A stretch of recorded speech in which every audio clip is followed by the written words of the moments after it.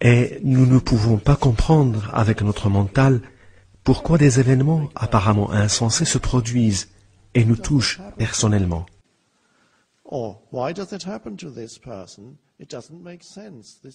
Ou alors, nous trouvons absurde qu'un individu qui avait toute une vie devant lui tombe soudain malade ou meurt, du moins d'après notre mental, de façon prématurée.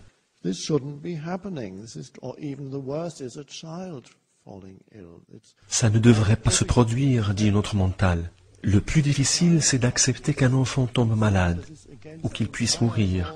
Ça semble aller à l'encontre de toutes les lois de l'univers, de voir la mort prendre un enfant dont la vie ne fait que commencer.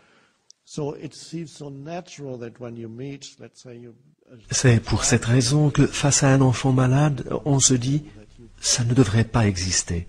Dans ces moments-là, il est naturel de vouloir voir cet enfant aller mieux.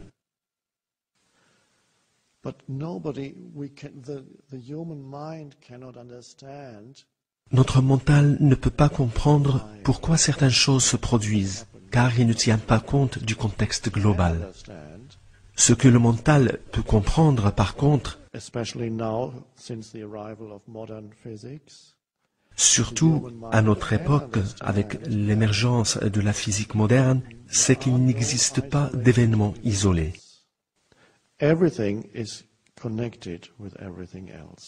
Tout est lié à tout.